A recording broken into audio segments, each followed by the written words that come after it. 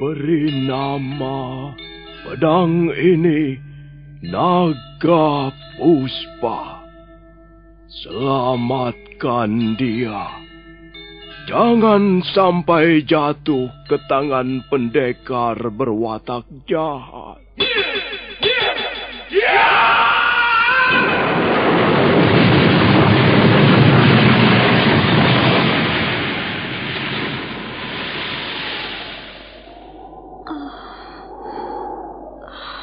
Kakang Kamandanu, kau masih juga tidak percaya bahwa aku mencintaimu. Mesin, maafkan aku, Mesin. Mesin, Mesin.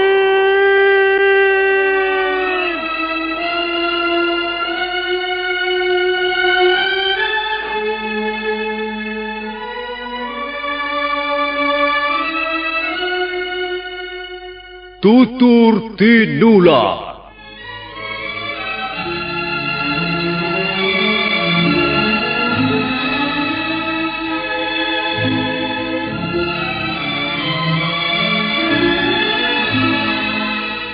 Sebuah sandiwara radio serial, produksi Sanggar Cerita dan Teater Sanggar Prativi.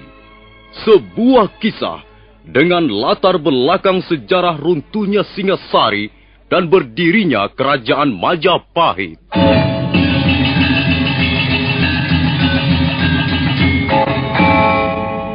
Sandiwara ini didukung oleh pemain-pemain radio yang sudah ternama. Ferry Fadli, Ivone Rose, dan Eli Ermawati.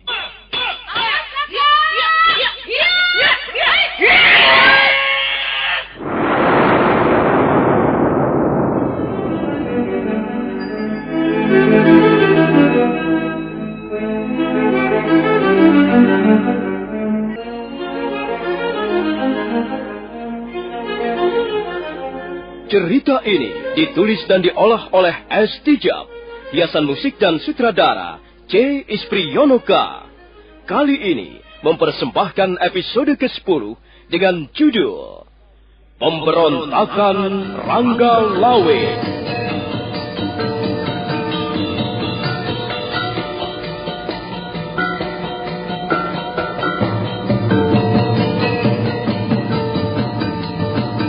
Dalam seri ke-296 ini didukung oleh para pemain Rusli sebagai Rangga Lawe, Mas Sono sebagai Arya Wiraraja, Francisca sebagai Tirtawati, Ani R sebagai Marta Raga, dan Asdi Suhastra pembawa cerita.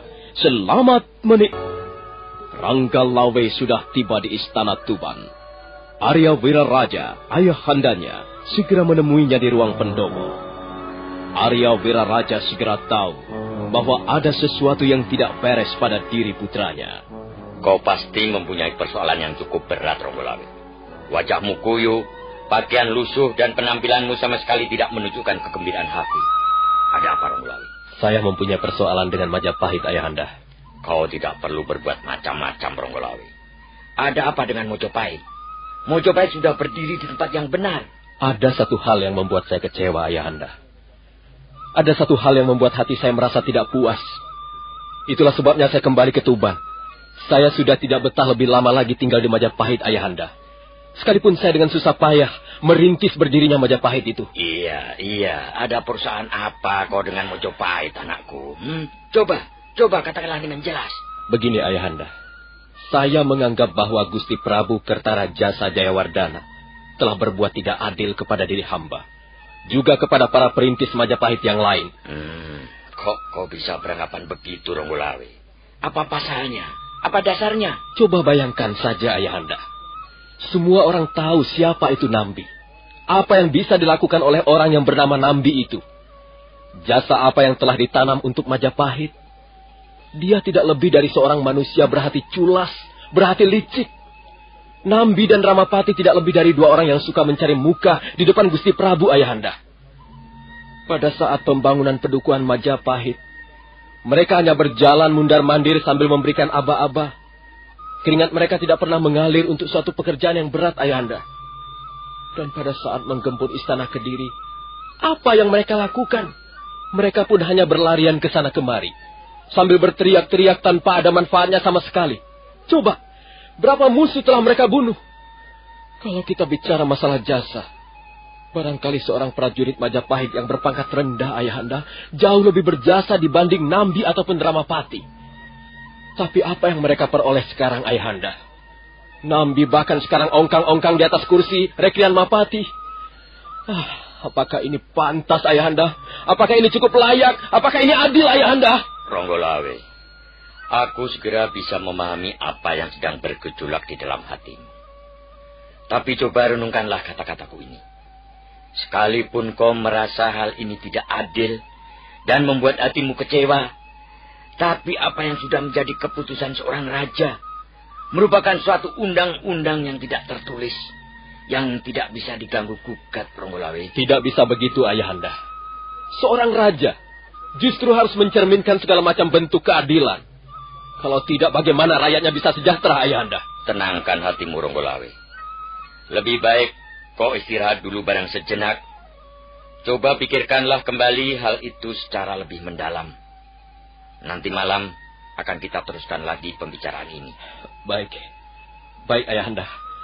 Tapi sepertinya sudah tidak ada yang saya pikirkan lagi. Tekad saya sudah mantap. Saya tidak akan kembali ke Majapahit.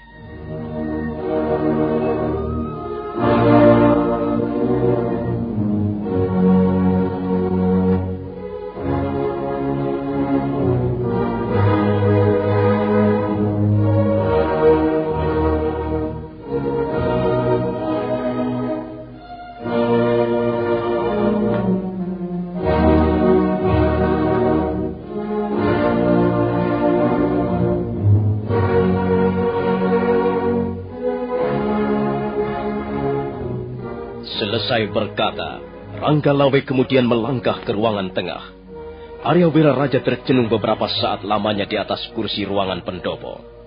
Mata orang tua itu kelihatan sayu, kelihatan sendu, pandangannya jauh menerawang. Dia dapat meraba bahwa putranya sekarang sedang menghadapi persoalan yang sangat berat. Dia tahu bahwa persoalan itulah nanti yang akan mengantarkannya pada kesulitan besar. Arya Wiraraja mendesah perlahan. Terasa ada sesuatu yang berat mengganjal dalam dadanya yang sudah keriput. Matanya berkaca-kaca, berlinangan, dan tiba-tiba setetes demi setetes air mata itu jatuh ke pipinya. Ya, Ronggolawe. Anakku Ronggolawe. Ya, jagat Dewa Batara. Jalan apa yang akan kau tempuh ini, Ronggolawe?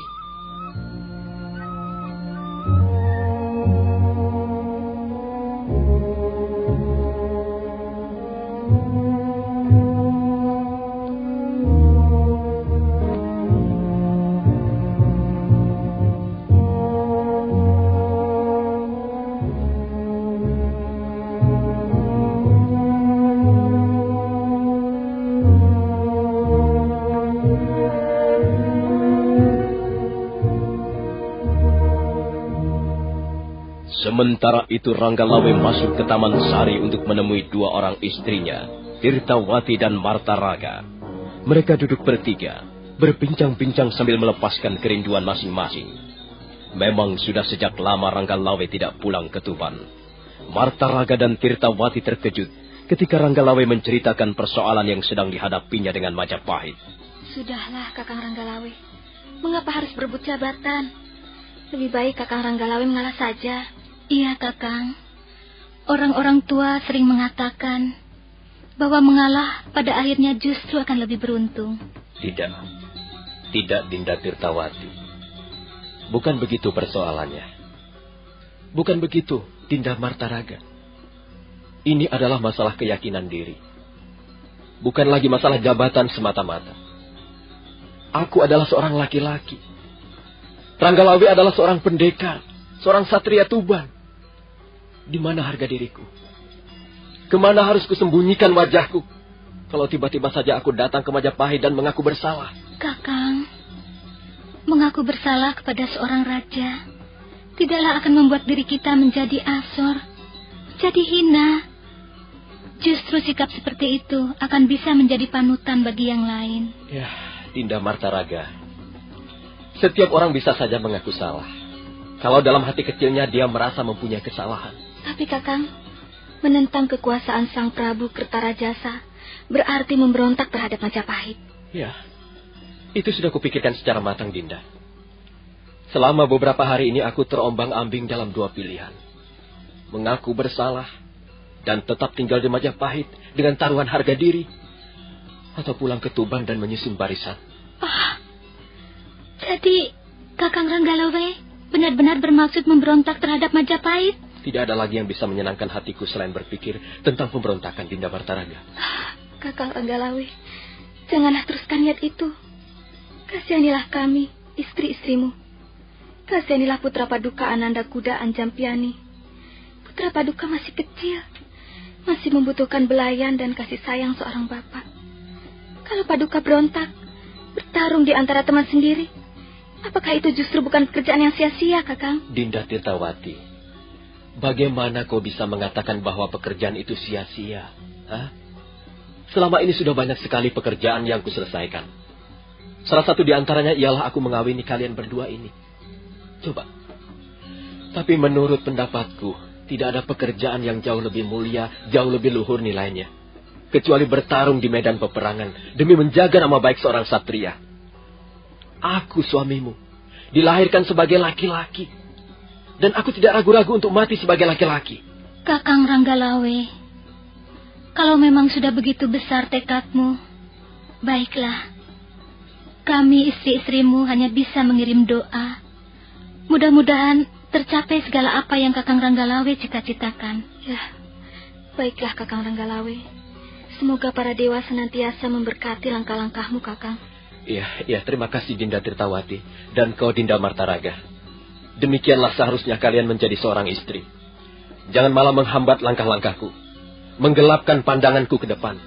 Tapi tunjukkanlah sikap seorang istri yang berpandangan luas, seorang istri yang berpikiran mendalam. Nah Dinda, aku mau istirahat barang sejenak. Nanti malam aku akan melanjutkan bicara dengan Ayahanda Wiraraja.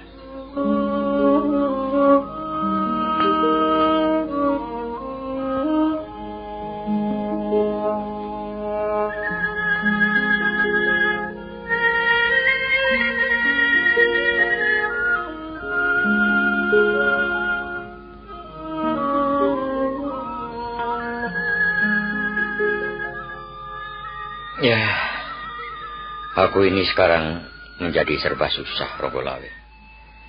Aku menjadi serba salah. Di satu pihak, aku harus membela kepentingan anak. Tapi di pihak lain, aku harus berbakti kepada negara dan kepada raja. Ya, mana yang harus kupilih? Ampun, Ayahanda Wiraraja. Dalam hal ini saya sama sekali tidak bermaksud menyulitkan kedudukan Ayahanda. Ayahanda bebas memilih. Ayahanda bebas menentukan sikap. Bagaimana kau bisa berkata begitu, Ranggalawe? Bagaimana aku bisa bebas menentukan sikap? Sudah jelas bahwa aku tidak bebas. Kau itu anakku. Dan sekarang ini kau sedang berselisih dengan Sang Prabu Kertarajasa, junjungan kita bersama. Sedangkan selama ini hubunganku dengan Sang Prabu cukup baik. Coba, apakah namanya aku tidak sedang menghadapi buah si malakama? Coba pikir, renungkan baik-baik. Jangan asal nyeplos kalau bicara. Ampun Ayahanda, semua ini memang kesalahan saya. Tapi saya sudah bertekad untuk menanggung segala sesuatunya sendirian, Ayahanda. Saya harap Ayahanda tidak usah ikut melibatkan diri. Itu juga tidak benar, Ranggalawe. Bagaimana aku bisa tinggal diam kalau melihat anakku sedang menghadapi persoalan besar? Ya, Ranggalawe. Tidak kuduga sama sekali bahwa akhirnya kita terpaksa menghadapi kesulitan seperti ini. Ketika masih kecil, kau dulu ku bopong-bopong, kau ku gendong ke sana kemari, kau ku gadang-gadang, Kuharapkan jika sudah besar nanti dapat membina hidupmu sendiri dengan sebaik-baiknya. Ya, kalau saja sekarang ini Ronggolawe masih bocah, maka dengan mudah aku akan bisa melarang perbuatannya yang kuanggap tidak benar. Tapi kau sekarang sudah menjadi manusia dewasa. Mestinya kau bisa memilih mana yang baik dan mana yang buruk untukmu. Ayahanda, sekarang ini saya sudah menentukan pilihan saya. Pilihan yang saya anggap paling baik, Ayahanda. Iya. Jadi, bagaimana sekarang, Ronggolawe? Kau sudah tidak mau lagi kembali ke Majapahit? Lalu kau mau apa? Mau berontak? Dengar, Ronggolawe. Berat melawan seorang raja. Tuban tidak bisa menandingi kekuatan Mojopahit. Sekalipun kau kerahkan seluruh rakyat Tuban sampai ke cindil-cindilnya, Tuban tetap tidak akan bisa menandingi Mojopahit. Apakah hal ini sudah kau pikirkan masak-masak? Sudah kau perhitungkan sematang-matangnya? Saya tidak pernah berpikir sampai sebegitu jauh, Ayahanda. Kalau begitu, tindakanmu itu bisa dikatakan ngawur. Dengar, Ronggolawe. Mojopahit sekarang bukanlah seperti Mojopahit ketika masih menjadi pedukuhan kecil. Mojopahit sudah berubah menjadi sebuah negeri, sebuah pemerintahan, sebuah kerajaan yang mempunyai laskar atau bala tentara ribuan jumlahnya. Kalau Gusti Kertarejasa mau, dalam waktu sekejap Tuban bisa dihancur leburkan. Karena itu, Ronggolawe, mumpung belum terlambat, kalau kau masih bisa kunasihati, lebih baik kau urungkan saja niatmu. Mari, saya akan mengantarkanmu kembali ke Mojopahit. Biar saya yang akan mengatakan segala sesuatunya kepada Gusti Prabu. Tidak, Ayahanda. Hal itu tidak mungkin saya lakukan. Sudah kepalang tanggung, Ayahanda. Sudah kepalang basah.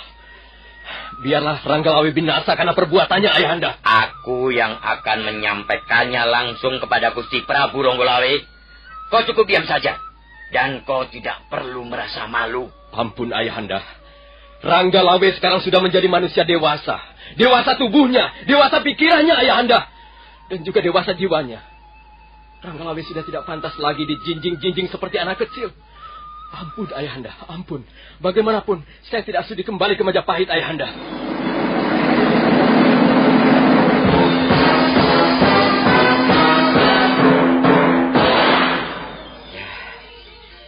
Jadi kau sudah tidak bisa diperingatkan lagi, Ronggolawe. Ampun, Ayahanda, kalau saya telah mengecewakan hati Ayahanda. Kau bukan hanya membuat kecewa hatiku, Ronggolawe. Kau juga membuat sisa-sisa hidupku ini menjadi gelisah. Ronggolawe. Iya, Ayahanda. Kalau hanya ingin menduduki jabatan Rekrian Mapate, itu sebenarnya soal mudah. Kau harus mau bersabar. Jangan malah gerusa-gerusu seperti itu. Selama ini kau sudah berbuat banyak. Tidak seorang pun berani menyangkal bahwa Ronggolawe sudah banyak berjasa kepada Mojopahit. Bersabarlah barang beberapa saat, Ronggolawe. Percayalah, suatu ketika jabatan itu pun akan jatuh ke tanganmu. Tidak, Ayahanda. Sekarang persoalannya bukan sekedar persoalan jabatan Rekrian Mapati. Sekarang saya justru tidak peduli dengan jabatan itu. Masa bodoh? Siapapun yang akan menjabat Rekrian Mapati terserah, Ayahanda. Apakah itu Nambi, apakah itu Ramapati, ataupun Paman Lebusora. Terserah. Saya tidak ambil peduli lagi. Hanya satu yang ingin saya kerjakan sekarang ini, Ayahanda. Ialah mendirikan Dharma Bakti seorang satria. Saya ingin menunjukkan pada dunia bahwa tidak sepantasnya seorang satria berhati miur, dan juga satria berjiwa pelintat-pelintut. Satria adalah tulang punggung negara, Ayahanda. Kalau para satria sudah tidak mempunyai ketetapan hati lagi, maka ibarat tulang punggung sebuah negara sudah remuk. Dan cepat atau lambat musuh-musuh pun akan masuk, Ayahanda. Ya, baik. Aku mengerti, Ronggolawe. Aku mengerti apa yang kau maksudkan. Baiklah. Kalau memang demikian, kukira tidak seorang pun yang bisa menghalang-halangimu lagi. Termasuk aku, orang tuamu. Baiklah, Ronggolawe. Kerjakanlah segera apa yang hendak kau kerjakan. Tapi kerjakan dengan penuh keyakinan. Menang atau kalah dalam peperangan bukan soal.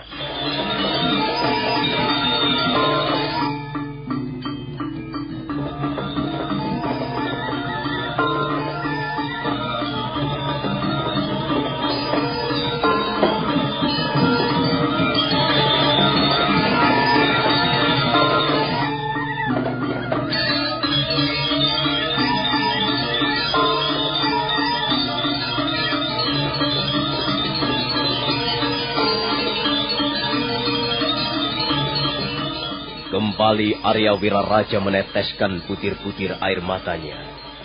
Ranggalawe menjadi sangat terharu. Dia merasa iba melihat ayahandanya. Untuk sesaat lamanya mereka terdiam. Ruangan pendopo istana Tuban menjadi hening.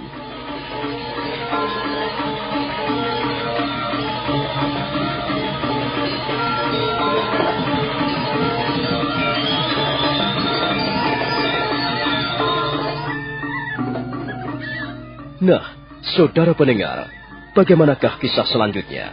Apa yang akan dilakukan Ranggalawe? Apakah memang benar-benar dia bermaksud memberontak terhadap Majapahit? Dan bagaimana kesudahannya? Silahkan menunggu seri berikutnya. Sampai jumpa.